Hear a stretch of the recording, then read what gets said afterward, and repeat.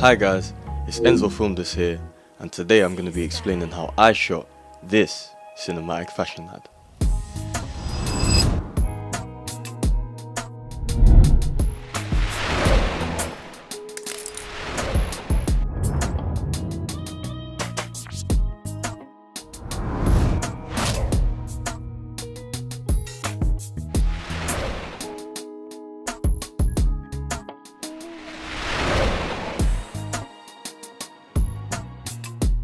So this whole story actually started with my girlfriend posting herself with a jumper from the brand Cinnawrld.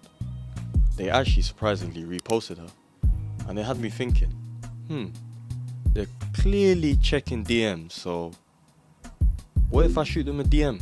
So that's exactly what I did, and they replied, and they said they'd love to work. They saw my stuff on Instagram, and they were happy to pay and get some work done. And to me, that was pretty surprising, you know. I don't have like a big following on Instagram. You guys can see on the screen now. Like, it was pretty surprising, but at the same time, I know the level of my work, and they could probably see that as well. So, you know, I didn't think of it too much, and I got straight to work. The very next day, I started drafting up ideas, and I used the software or website called Milanote. It's actually really good for drafting up treatments and putting your ideas like visually for you to see. I'd recommend it for any creative, content creator, videographer, director. You know, it's a really good tool to use. So after I was done drafting up my ideas on Milanote, I then texted the brand Cinnawrld again and told them these are the ideas I have, and if they were happy with it, we could get this rolling and I could get a model sorted and start filming. And they were happy with what I had sent, and they said, yeah, you can get to work. They sent over the payment, and it was time to go. So after they gave me the green light, it was now time for me to message any models that I could find. Obviously, some of you will know I used to do music videos, and I still do music videos actually. So I was heavily involved with the music video industry, the creative industry in London. So I do have a decently big network. But for this specific project, I wanted it to be really creative. I wanted it to, you know, kind of encapsulate the brand as well. They have this almost Y2K vibe about them. I'm not sure if everyone will know what I'm talking about, but I'll put some images on the screen. It's kind of like it's like a modern take on the 2000s look, if that makes sense.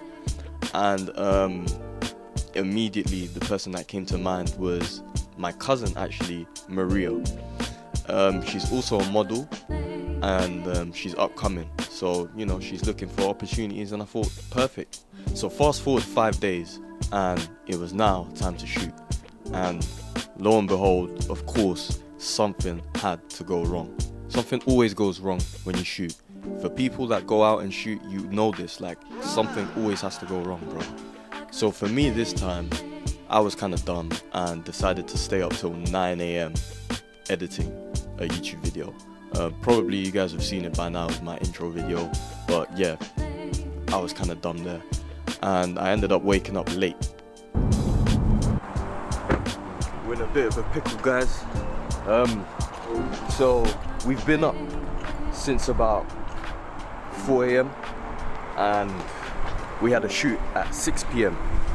The time right now is, so we're running a bit late, but nevertheless, we're gonna get the shit rolling, man. I was like freaking out. You guys probably just saw the clips. Like, I was like, damn, bro, we're gonna be late. The shoot was meant to start at 6. We got there at like 8-9 PM. You know what I'm saying? It was crazy. Like, look at Maria's reaction. Don't even understand. Apologies. So we're here. Alright, ciao. As you know already from her reaction, we're pretty late. But do you know what time I got here? I know my new focus. That's pretty lit. Bling and that. Yeah, you lot are absolutely disgrace the timing, black timing. Who? Yeah. These lot. I thought it was really important to add this segment to the video, just to show the realities of, you know, being a videographer, being a content creator, because not everything goes perfect. And you know, when I was starting out, I had a part-time job, and then I was filming on the side and trying to make it a full-time thing. So I can only imagine the people that, you know, work full-time and they're trying to grab a camera and shoot and trying to get brands and work with other creatives and stuff like that. It must be hard as hell, and I know, because it was hard for me. So me adding this part to the video, I just wanted to show, like, things do go wrong. You know, nothing's perfect, but you gotta keep going, man. You gotta keep going. Even when things go wrong, you gotta keep going. You can't fold under pressure. Whatever you do, don't fold under pressure. You know what I'm saying? Because pressure makes diamonds. So after we said hello to a very angry Maria for us being late, sorry Maria, it was time to film. I didn't want to waste any more time. I've already wasted the client's time. I've already wasted the model's time. I didn't want to waste any more time. You know what I'm saying? So we got straight to work. I initially started filming right near the Canary Wharf station. It was a run and gun type vibe, you know what I'm saying? Initially, yes, I did have a plan, but in terms of locations, I didn't plan properly. That's also another thing. Like, yeah, you can make plans and whatever, but on the day, anything can happen. You can see a location or a street that you really like and you're like, oh no, I want to do my shot there. You know what I'm saying? So that's the kind of day it was for me. It was kind of like a run and gun type day. So after we were done shooting around the Canary Wharf station, it was now time to go to a different location. And as we were walking towards where there was more buildings, because I wanted to encapsulate the cityscape, I kind of saw this shot and I was like, damn, like a low angle shot from here would be really cool. So I just got the shot. You know what I'm saying? This is what I'm saying when you run and gun. Like, anything can happen. You can see something. Don't be scared to just get the shot, man. Don't be so adamant on following the treatment. You know what I'm saying? I know I was like that when I first started. I was like so adamant to follow my treatment, but that keeps you caged up. You know what I'm saying? It actually stunts your creativity. And yeah, this is just one of many examples of me just seeing a shot I think would look cool, and then I go and do it, and you can see how it turned out here. After we got that shot, we then just started walking around at that point, seeing what we could find that looks cool and also fit the treatment a bit. And we got some walking shots. Hey man, this footage is looking. You know what word I want to use right now? I remember we were walking at one point and we were near like a crossing, and the buildings in the back looked really cool. Like, I liked how the architecture was and where the buildings were placed. And I remember I was just like, nah, Maria, if you can stand over there, let me get this shot real quick. And of her looking at the building and then her kind of turning around towards the camera. And I feel like this shot came out really good. And again, another example of doing run and gun style, and turned out great in my opinion. You guys tell me what you think in the comments. So Frio was actually like, damn, I feel like a low shutter effect here would look really cool, you know.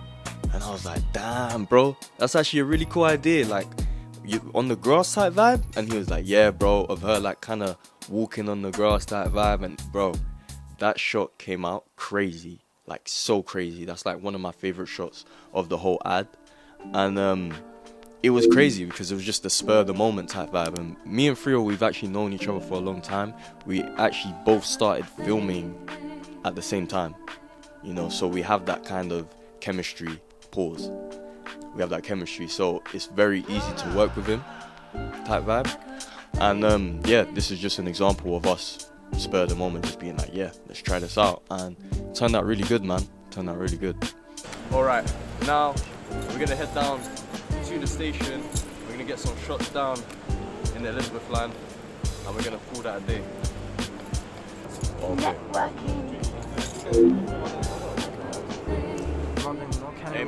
Hey man, Canary Wharf bro, we just see creatives all the time, man. We connected. I'm a shit for the brand, so watch out for me.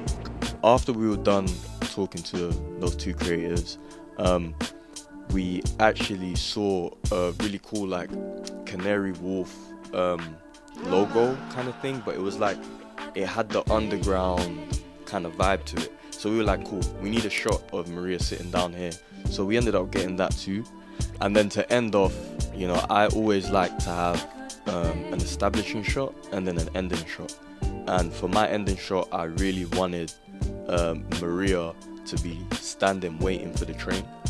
So kind of like the end of her journey, you know, this whole time she's been walking, she's in the green part, vibing, you know.